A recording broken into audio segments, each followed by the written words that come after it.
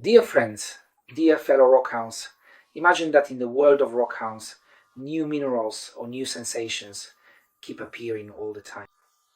And lately, there have been quite a few of them. So we decided to shoot a few videos about new minerals. Well, they're not completely new minerals, but they've been newly discovered. And we'll start with a stone that absolutely blew me away. I gathered all my rockhound friends around me and we started hunting for sapphirines. Even the name is interesting, it's derived from sapphire. In the past, there used to be these tiny 1 or 2 centimeter bluish crystals found in Madagascar. They weren't very pretty, but in 2023 and 2024, amazing new sapphirines were discovered in Madagascar. They don't have a blue color, they're almost black, but the crystals look like they're from Mars. They have a strange structure. It's amazing. When I saw the first samples, I couldn't understand what it was because I had never seen sapphirine like this in my life. Look, why is it called sapphire? Sapphire is aluminum oxide. I have a sapphire crystal here as well, also from Madagascar. And look at what it looks like. Yeah, it's kind of dark blue. There's a little bit of pink in it too. It's beautiful. And sapphirine looks very, very similar, except that it's dark. Chemically, as I said, it's aluminium oxide, whereas this is a silicate not just of aluminium but also of magnesium. You can take a look at the chemical formula if you're interested, and the locality. And this is interesting. I met a guy who used to get them for us from Germany, and he told me some gossip, which I'm going to share. Apparently, yes. I've never been there myself. I got these firsthand, though, from someone who goes there and brought them to us. And all of us friends got all of this from him.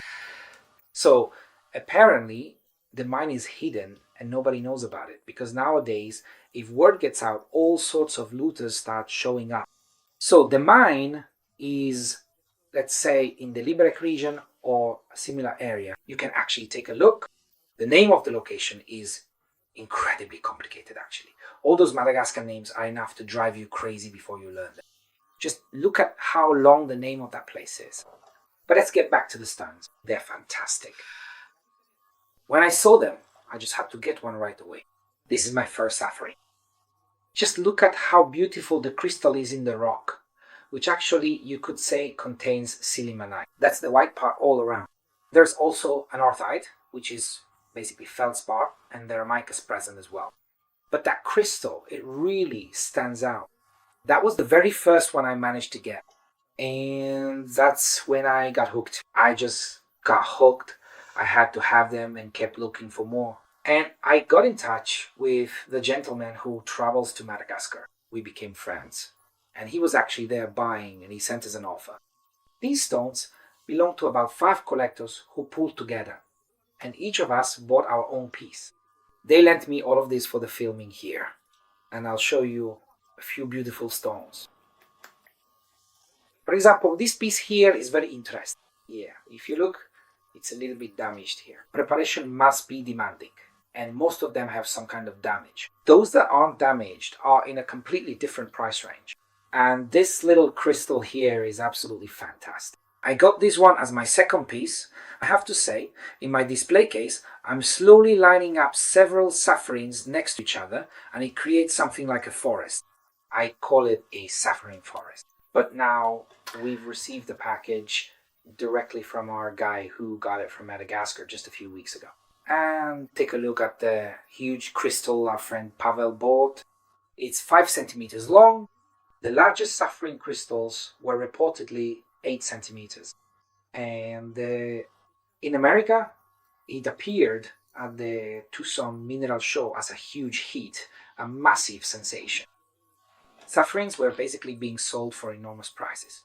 And the largest crystal, you can take a look now. We cut out a web page from America, and that one costs $5,500. This one, of course, was much, much more reasonably priced. Yeah, those sapphirines, sometimes you can even find loose crystals. This is a 5 centimeter crystal. If you look at it, the structure is really interesting. It's I say it's like from Mars, as if it were some kind of space rock. What I managed to get most recently from this supplier of ours, so to speak, Matthias, is this beautiful, perfect sapphirine crystal. You can see how it shines, but if you turn it slowly, there are 3 more crystals on the other side.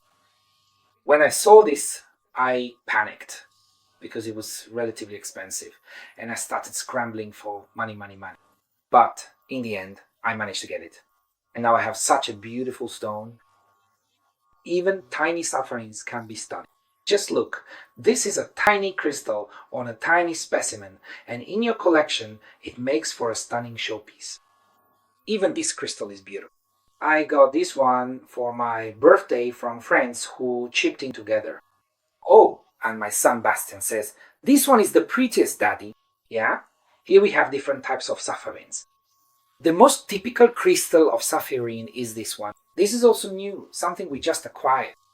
And you can see that all around it what they call anorthite, that's feldspar, mica. It's a rather unusual rock. As for the rumors about this mine, which nobody knows anything about, the latest, most up-to-date information I have from a man who has actually been there and has contact. She's been going there for 20 years. She said that the mine is currently closed because look at this. This is a beautiful piece, right? This one is fantastic.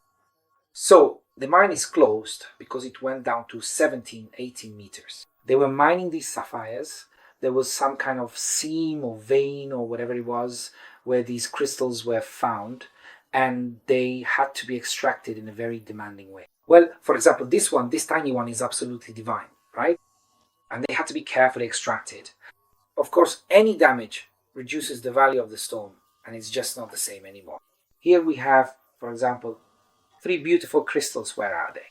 Here, yeah, but here the corner is already damaged. And now the stone isn't worthless. It's still nice, but it's just a bit less value. Here, for example, is an interesting sapphire where you can see 2 crystals that are sort of growing into and onto each other. And what fascinates me is that each stone is just a little bit different. We even have some rhombus-shaped crystals here, you see, that have shrunk a little bit.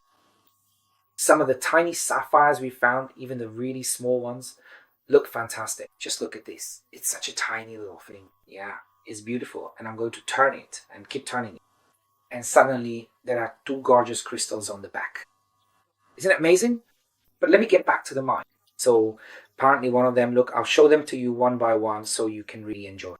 That mine is basically said to be exhausted, maybe even flooded by now. There's jungle and water everywhere there. And actually, the man we dealt with bought up last year's entire production, right? Because this year, there wasn't much left. They started digging a new mine next door, supposedly, but they didn't find anything. So it's possible, maybe it'll turn out that these sapphires will become extremely valuable and the price will rise. Because they're the best in the world, right? They're not those blue ones, but they just have, look, this is a gorgeous, huge crystal. Today, I actually received a package for all my friends, and that's why I have them here. I have them on loan, and most of these stones will go into private collections today. And I think they're absolutely beautiful. Look here, one little crystal, another one next to it. Each of them has a slightly different structure. The crystals look really beautiful. They have this sort of layering of the crystals. I've totally fallen in love with them. So, sapphirines, look here, for example. There's an interesting crystal that's just barely peeking out. If I turn it, you can see the edge here, and there's another crystal inside, right? Or maybe that's the other side of the crystal. And I was thinking, damn, maybe it could work somehow, since it's there. But I'm afraid I'll ruin it, because it would just be a shame. The crystals, the individual ones, can look beautiful. Take a look at this one. This one is gorgeous too, right? And my friend Pekta even has an e-shop and will be selling some of these. Well, that's fantastic. Our friend Pavel, whom we call Zhelov, is going to go crazy when he sees this, right? So the stones are beautiful, and I was the one who organized getting these stones probably for, well, maybe over a week. In the end, we managed to get everything. And today, the package arrived. I was worried it might get lost somewhere. It didn't get lost, it arrived. Look, here's another little crystal that looks a bit like a heart, you see, but it has a structure that's really interesting. For anyone who likes crystals, who likes exotic stones, these sapphires could be something really interesting. A friend of mine has a few for sale. You can check out what they look like on her online shop, and I just love them. For me, it's simply about having those stones in my display case, just to have a few of them. You can see behind me what those display cases look like, and sapphires are my new hit right now, I think, for a lot of collectors too, because there are many of them. Not many people know about them, and by the time people do, those stones might already be gone, unless, of course, a new mine opens. That would change the situation, and maybe new and cheaper ones would come onto the market. If you come across a sapphire at a fair that costs only 2 or 3,000, buy it, because the price will go up. It could double or even triple, And stones like these, at this level of quality, of course, are already very expensive, and we were lucky that we managed to get them relatively cheaply compared to what's being offered in America. A stone like this would cost, I don't know, $2,500–3,000 in America, but we really managed to get it for a decent price. Even though this was the most expensive stone I managed to get, I was thinking that maybe I could cut it in half, so I would have two. So I would have one crystal here and then these three together. But that's just silly. I'll get myself a little stand that rotates like this. And when it turns to show the three crystals, I'll be drooling over it and admiring this one. Basically, every one of us collectors should take care of our collection in some way. I like it when the stones are displayed on a stand like this, with a label that's readable and shows what kind of stone it is and where it's from. In the next videos, we'll show you more new things.